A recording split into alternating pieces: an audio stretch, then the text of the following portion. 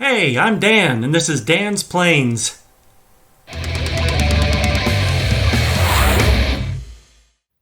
Captain's log, March 9th. Had to pass through some COVID, get that out of the system. Then come back to the airplane, the air leaks. So I followed the suggestion of someone on RC groups. I apologize, I forgot his name and can't get to RC groups very quickly right now. But their suggestion was to use forceps and clip off at different areas while the system is full of air, clamp off different areas piece by piece to find out where the problem is. So I did that, and I found before I found clipping at this point where my fingers are that everything was good. I clipped here and here on the red, did the same thing with the blue. Everything was fine. What I then found going one by one is this blue one here is bad. I'm losing a ton of pressure off of that one. So we're going to replace this blue tube or turquoise tube, whatever you want to call it. And hopefully that's going to take care of at least the largest leak when they are in the down position. So they are in the down position. So then I'll have to go through the process in the up position, see how long it'll hold as well. But if I had these clamped off, they could go overnight and it looked like it didn't, at least the meter looked like it didn't even change. So hopefully after this one tube, we'll be okay. Addendum to what I was just saying.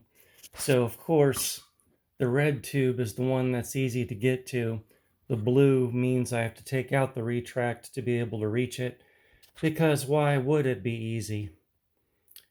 So, onward and upward. Okay, I have painstakingly gone through setting up hemostats on different points throughout the air distribution, then letting it sit for 20 minutes, figuring, you want to have 5 minutes on the ground, you want to have 15 minutes for a flight. So, 20 minutes is a decently good time to see how much leaking you're doing.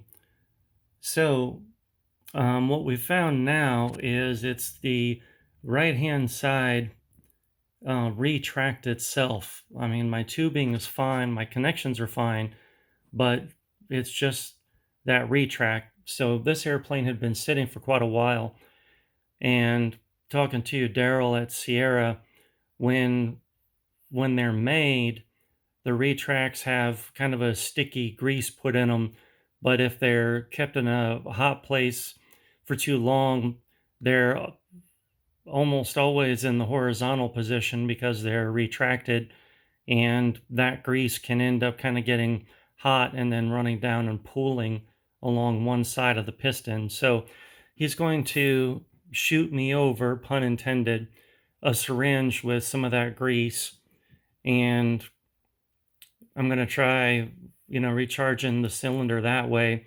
Then if that doesn't work, then I'll end up just sending him both retracts, because one's probably close to being close to having problems if one is having problems. So those are the next steps that we're going to do. And then after that, I've started taping off the edge here. I went to Lowe's and got latex paint for the blue to run along here, and also picked up silver paint at Lowe's. But I think I found out who the builder was, so I might be able to find out what paint was used. so I don't end up mismatching paints, having paints not stay adhered. And also there's a possibility that, I could try to match the silver. So that would be pretty cool. What else is happening with this? Because after the gear, the painting has to be done.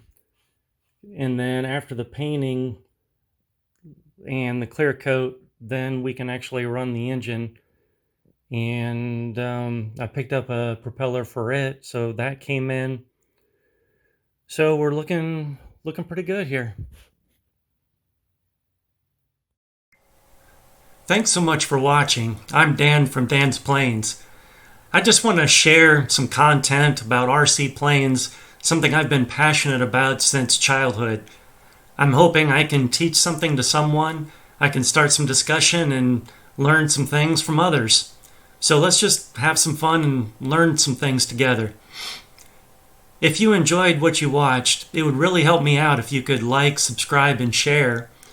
And if you feel that it helped you out in some way, or it might help future viewers, I'd really appreciate it if you'd visit my Patreon page and become a patron.